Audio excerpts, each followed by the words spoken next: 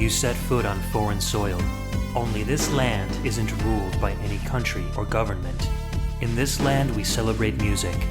In this land we celebrate games. In this land we celebrate those who compose video game music. Welcome to the VGMbassy.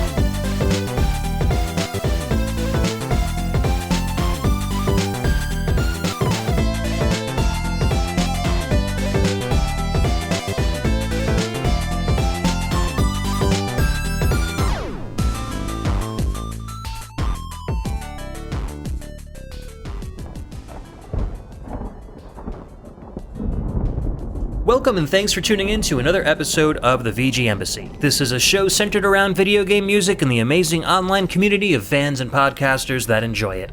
My name's Ed, and on each episode I'll take the role of Prime VGM Minister and invite a guest VG Ambassador onto the show to share with us their own video game music culture. Or I may share a part of my culture on a solo show. Definitely not a solo show today, folks. We are spooking it up. This is our fantastic Halloween episode, and I brought with me the spookiest guy I know. Hey. Mr. Joe Marolo, how are you, sir? It's been so long since we've had you on, and I've missed you so much. Yeah, right back at you, buddy. I mean, since the world's been ending, I've been living inside of my house, and I think as I talked about on the last episode of Embassy Exclusive, I was going to be starting chemo. I've actually just finished it. Now I'm just waiting for my body to catch up and starting to heal and hopefully moving on with my life. And I am super excited to be doing a Halloween episode. Back when you did Spooky Tunes with Mike back in the day, I was always a big fan of those episodes. Halloween's my absolute favorite holiday, so I am super excited to do this show with you. That's awesome. And we've got a raging storm going outside. So I'm glad you made it over here in one piece, because it's getting bad. There's lightning, the wind's really whipping around. I'm ready to tell you can lay on my couch for the rest of the night if you can't make it home. Yeah, no kidding. I might need to take you up on that. It was definitely touch and go for a little while. I didn't see any trees down on the highway, but it wouldn't surprise me if that happened soon. Yeah. Forecast said it was going to be pretty bad tonight. Yeah, there's these weird red dots all over the map, and they're saying that there's going to be periods of hail and all sorts of stuff. So anyways, it's going to be the perfect stormy, kind of cliche Halloween night. How apropos, yeah. I can't wait. This will be great. Cool.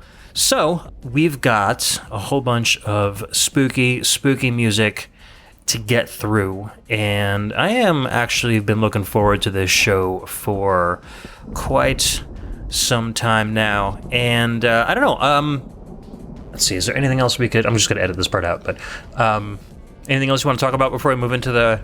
No, like I said, we've got some great tracks picked up, and I'm ready to go whenever you are. All right, cool. Let's get to it. All right, so we have some pretty famous spooky tunes on this episode, maybe some less well-known music that you'll be grooving and shaking in your boots to. I think we should just get right into the music and listen to some scary stuff, Joe. So you picked most of the music for the show. What have we got first up today? So first up is from Super Mario Odyssey. The song is called Bonneton. Obviously, Mario Odyssey is a Nintendo Switch exclusive. It came out in 2017, and this particular track was composed by Shiho Fujii. All right. Let's have a listen. We'll be right back.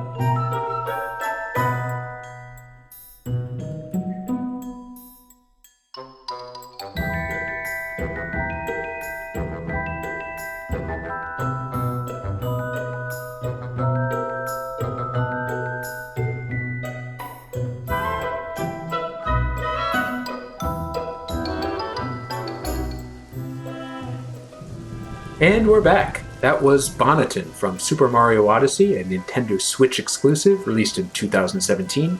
This was composed by Shiho Fujii. I was such a big fan of this game when it first came out. I put easy 50, 60 hours into it. I don't remember this level especially well, but I remember doing a frog jumping a moon to this music. I remember that you can jump super high, and there was like an invisible block you had to find. It was on top of some other high blocks just to get to the moon. But I loved this theme playing in the background while I was doing that stage. Yeah, Bonneton is one of the first stages in the game. And it's very different than most of the other stages in Mario Odyssey. It's very monochrome, and all the hats are made up... all of the buildings are made up of, like, hats. And it has just, like, a very Tim Burton-esque feel. And the music has this very Danny Elfman kind of feel. So I think they were really going for that kind of aesthetic when they did this stage. I 100%ed Mario Odyssey, so I spent a lot of time in all of the worlds. Oh, nice. And so I spent... Basically, I think I went through this world kind of quickly because I wanted to get onto the other stuff, and then after I basically, like, 100%ed the rest of Mario Odyssey, I came back into the rest of the stuff I missed. And it was cool, like, revisiting. Like, it was almost like a little nostalgia trip inside a game I was playing to, like, go back to the first stage again and run around and collect all the stuff that I missed. But I really was taken aback at how different the stage is, and how different it is to kind of put like a spookier, creepier kind of level, like very up front in a Mario game. Aside from like Luigi's Mansion, you usually don't get that kind of a colorless, drab kind of a decor that early on. Oh yeah, for sure. Usually in the earlier games, you don't even get to the ghost houses until like the second or third world, where you've already seen the super bright colored levels with the fun upbeat music. So it really creates a contrast in, let's say, like Mario World, for example. But with this one, since they started out so early, it I'll say kind of sets I don't want to say sets a tone, because there is a lot of the bright, fun, happy stuff in the game too. But it's a neat way to, I'll say, start the game. Yeah. I really like the chimes. It's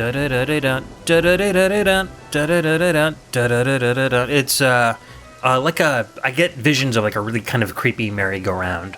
This has kind of a carnival-ish feel to it, in a sense too. So again, it's like with Mario Odyssey, it keeps things very playful, but then it also really fits the theme of whatever world you are running around in. So I feel like this would be an excellent kind of track to play at your house while you're giving out candy to little monsters and monstets as they roam the neighborhood. A safe thing to play in the background with kids around. Exactly. Cool. Little Mario Odyssey. Hopefully they won't get swept away in the giant storm. That would actually be a blast on Halloween night, to have a whole CD or a whole playlist playing in the background with just video game music. It's actually a good idea. Although then all the cool kids would egg our houses because we're nerds. Or they'd be like, "Where's Halo? Where's Call of Duty music?" Yeah. They can wonder that's spooky, so it doesn't count for Halloween. Still, that's not a bad idea. I might try that. I think you should. And I think most people wouldn't even recognize it as video game music anyway. Unless you play the next track coming up, which is very, very video gamey. So what are we going to be listening to next? Well, this next track is the main theme, aka the Toccata and Fugue in D minor from Gyruss. This came out for the original Nintendo back in 1988. And the original track was composed by none other than Johann Sebastian Bach, who I believe is making a first appearance on one of your podcasts. And yeah, for most VGM podcasts, I think. This track was also arranged by Atsushi Fujio, Yūichi Sakakura, and Harumi Ueko.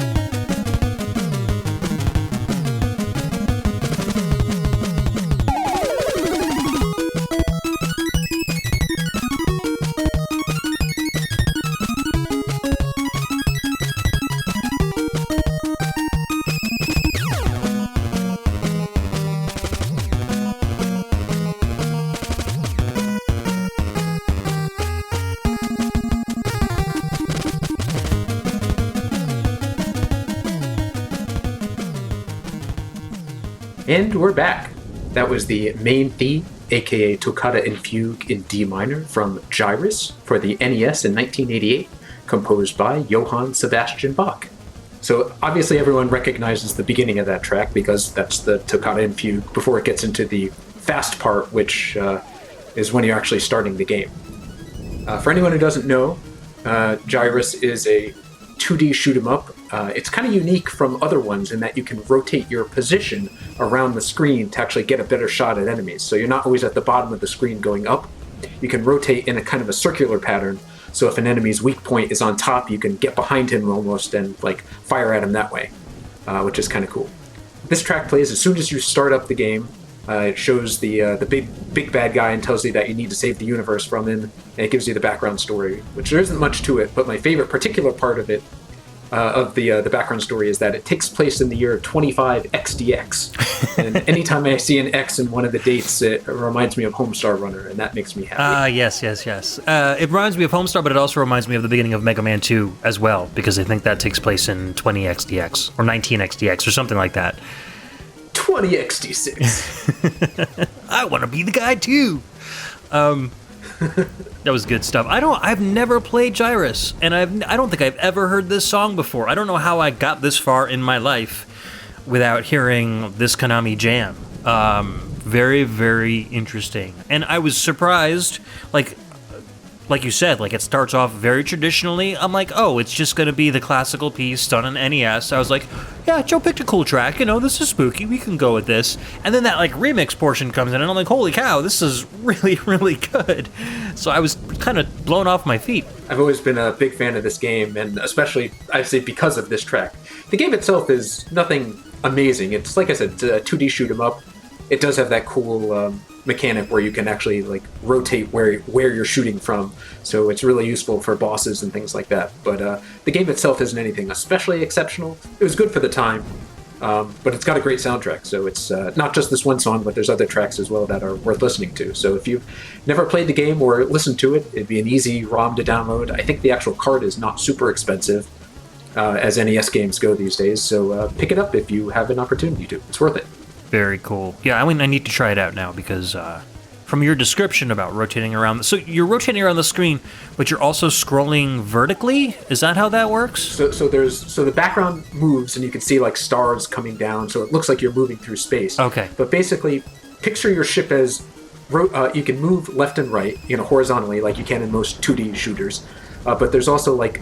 It's also like your ship is on a wheel, and you can rotate, go from like the bottom of the screen on a curvature to the left of the screen, to the right of the screen, and you can keep going all the way so that you're actually shooting from the top of the screen down, even as the background still rotates or still moves down. So you still see the stars moving and like other light things in the background. Gotcha. But when you're fighting some bosses, they'll have like a shield on one side, so you have to find a way to get behind them while dodging their bullets so that you can like make the shot.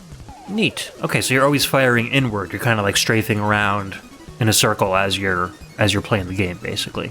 Exactly. Neat. Okay, cool.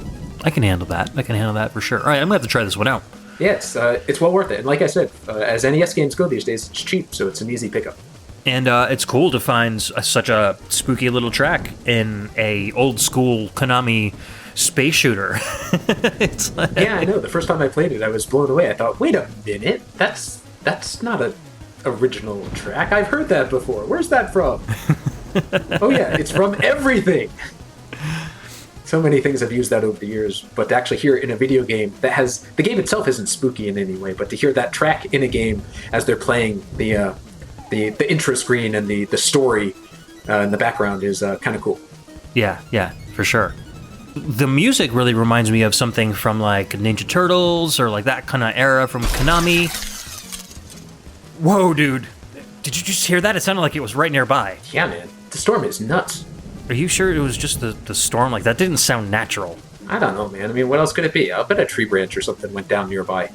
All right. Well, anyways, let's just move on to the next song. What you got next for us, man? Okay. The next track is called The Phone's Ringing from A Hat in Time, released for, well, pretty much everything. Mac, PS4, Windows, Xbox, Switch, back in 2017.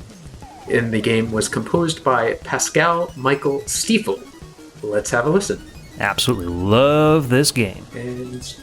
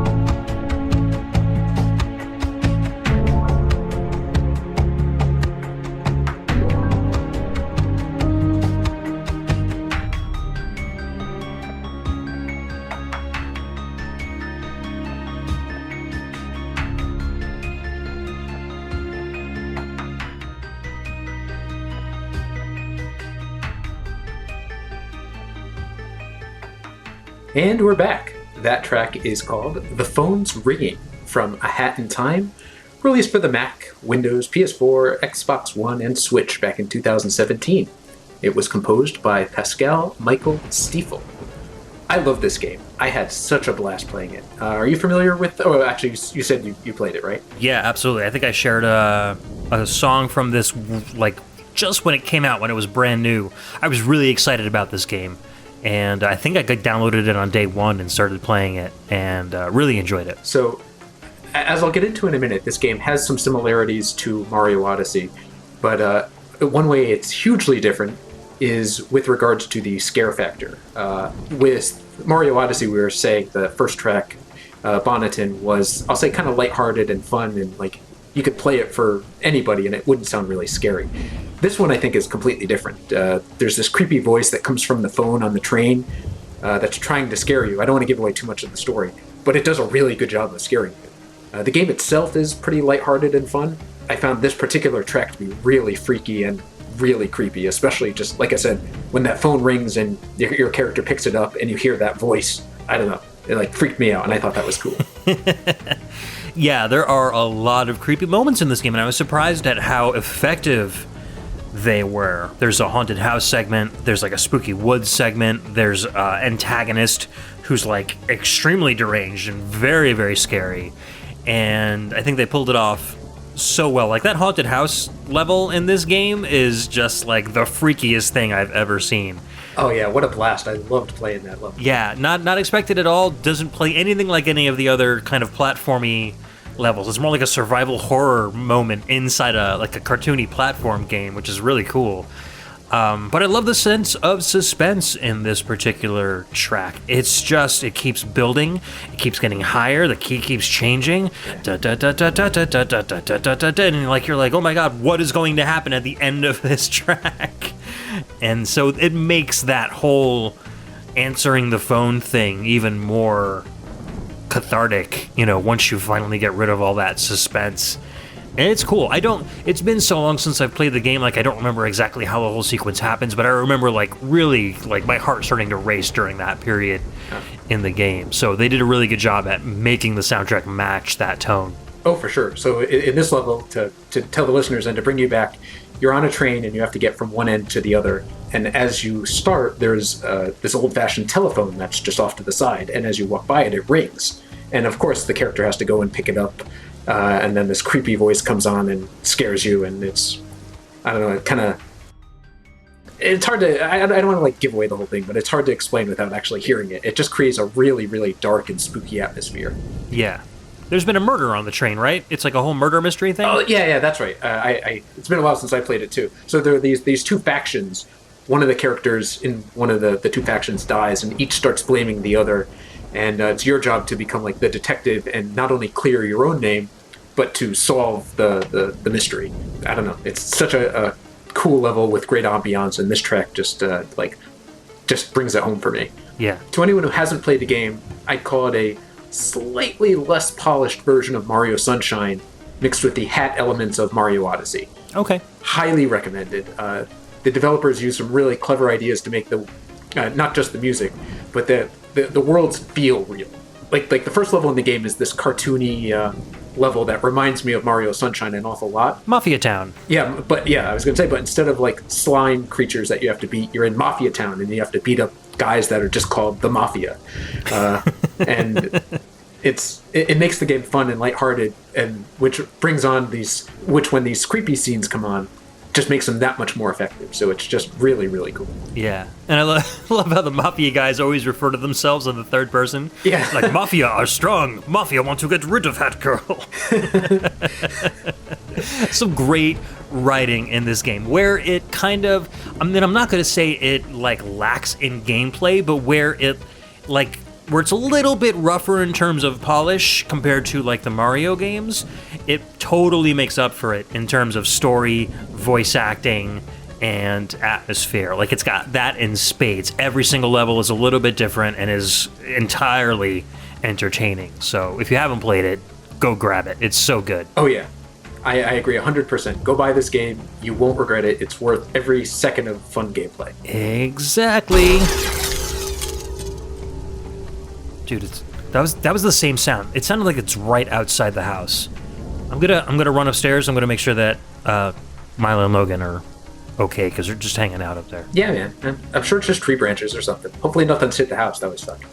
Don't forget to pause the recording though. Dude, don't worry about it. Look, I can edit anything. I'll be right back. All right.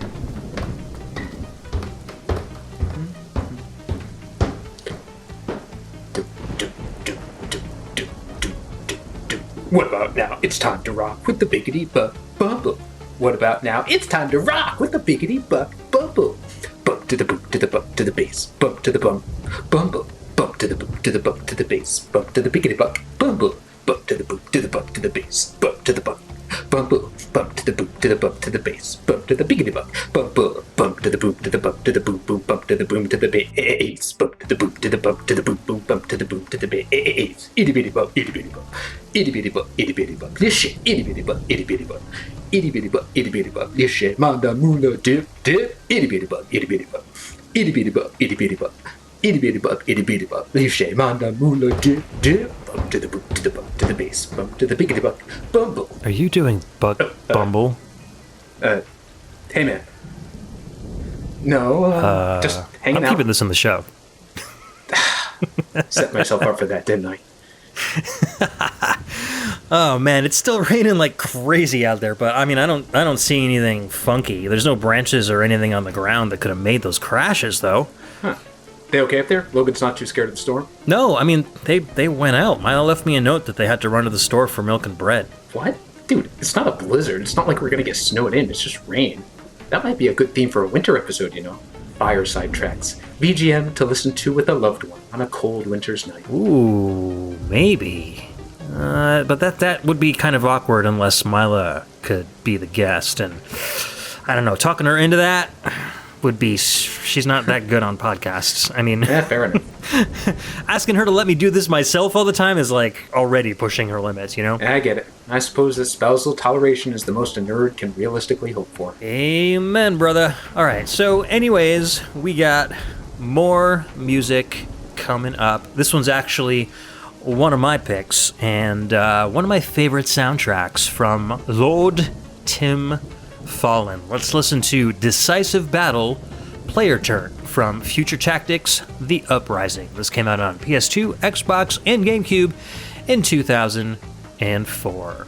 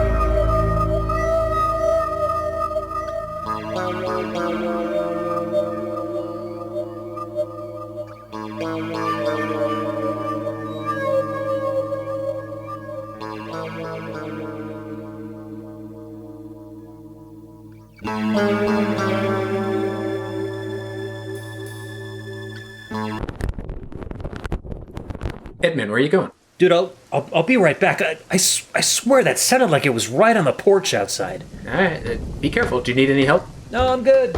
All right. Sorry about that, VGMbassy listeners. The power went out and the audio equipment's battery backup just came on.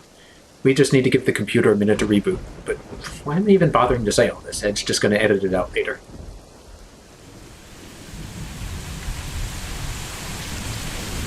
Ed, what are you doing out there?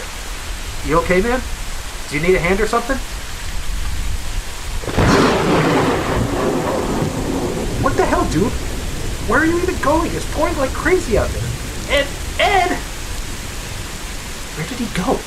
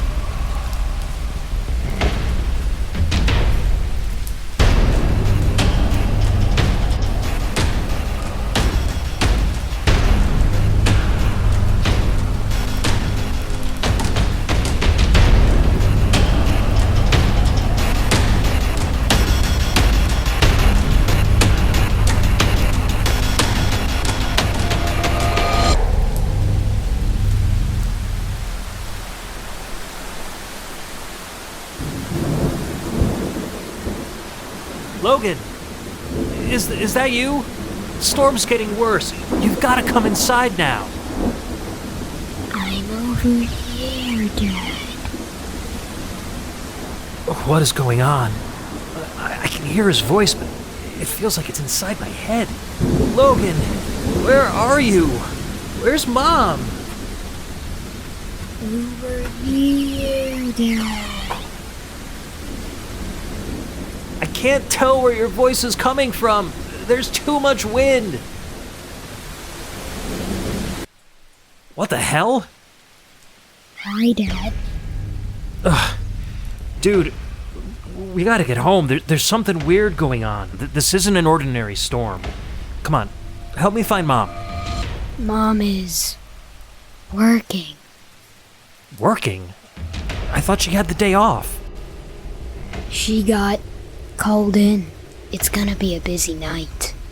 Okay, whatever. We just need to get back home where it's safe. This rain could start again any minute. Safe? You think you're safe? No one is safe tonight.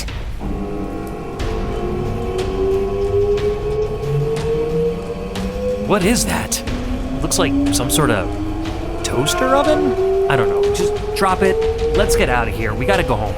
Not a toaster. Think of it more like a microwave for your brain.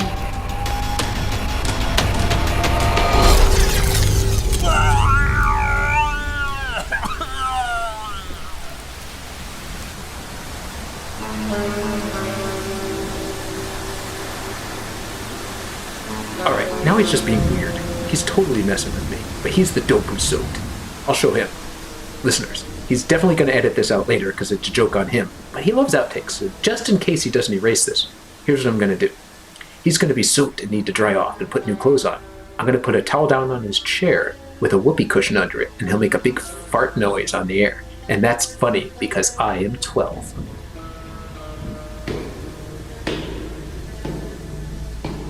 Ed, is that you? Jeez, man, what the heck happened to you? Where'd you go? I didn't go anywhere. Just checking on a noise outside. Alright. You're soaked, man. Here, take a towel. I put another one down in your chair. We don't want to get water all over the equipment. We don't want to get water all over the equipment. Yeah. Look, the computer's back up.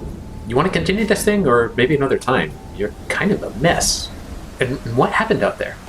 Continue this thing. Alright, man. Why don't you go change, and I'll get us something to drink. What is going on out there anyway?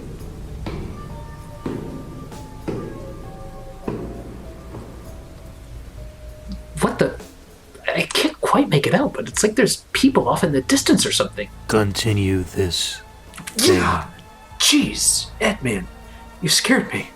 That was quick. Are you good to go, dude? Good to go, dude. Cool. Here's your hard root beer. Cheers, dude. Let's keep going with the show. Come sit down.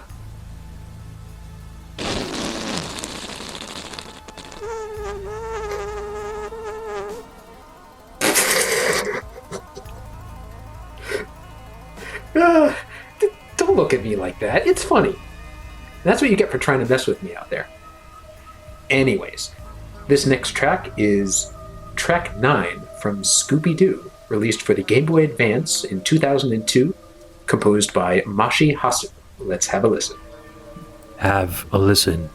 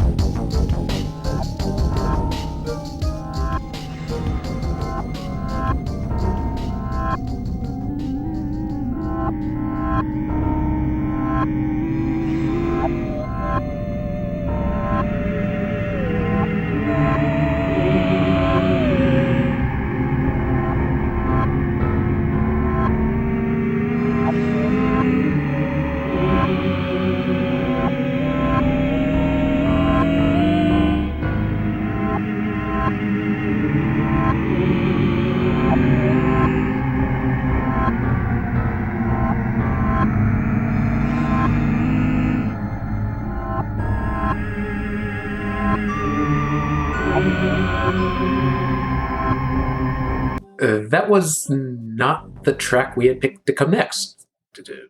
Was that even from a video game man, or was that something from your Demo Zine podcast? I mean, I guess it was kind of cool, but I really like the sinister kind of tone that the track took on. It definitely fits with this episode. Although I thought the static sounding noise was kind of distracting. Kinda cool. Well, yeah, but what game was it from? Oh, hey, what's that alert on your computer about? Click that news story there. Presidential alert? The hell is that? Is this like Trump tweeting again or something? Oh wait, it's coming on. Let me put the volume up.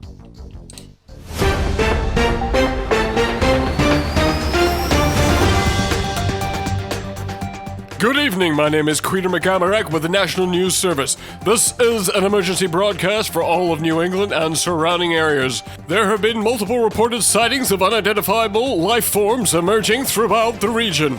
It is not yet known what these life forms want or what they are doing here.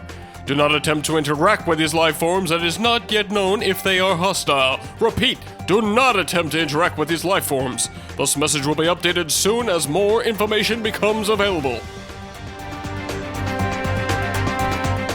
Whoa, dude. Did you hear that?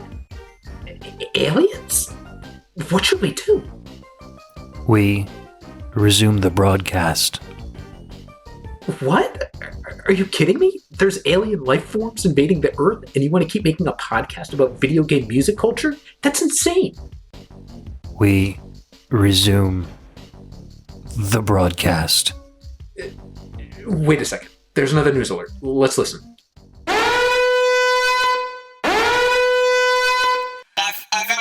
To the previous emergency broadcast for all of New England and the surrounding areas. Reports are coming in that the previously sighted unidentifiable life forms have begun to move in the direction of central Connecticut in response to a signal of some kind that was broadcast just moments ago. As their intentions are still not known, we advise all people do not attempt to interact with these life forms as they make their way towards Connecticut. Wait. They're coming here? Why are they... Wait! That crazy thing you just played, it was a message, wasn't it? We're not recording, we're broadcasting. What are you? What do you want? We resume the broadcast.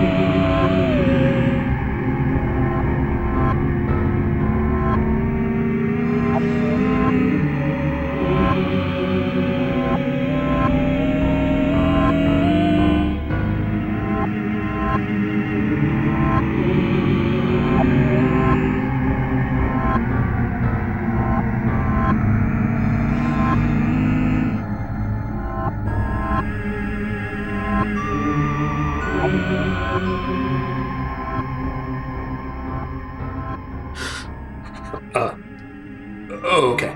So, what was that? You're making them come here, right? Why? What are they? What are you? Answer me, man. Ed, are you even still in there? Can you hear me? No.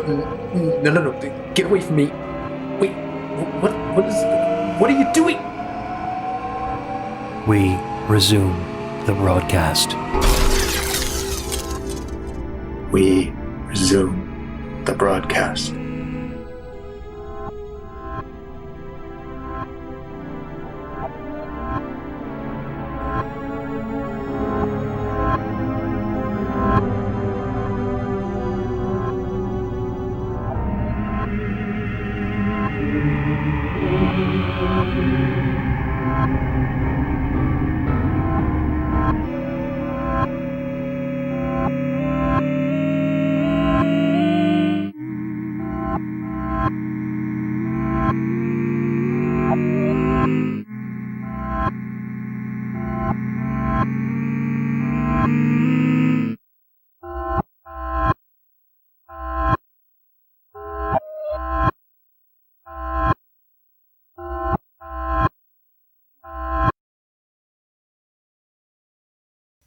Not a toaster.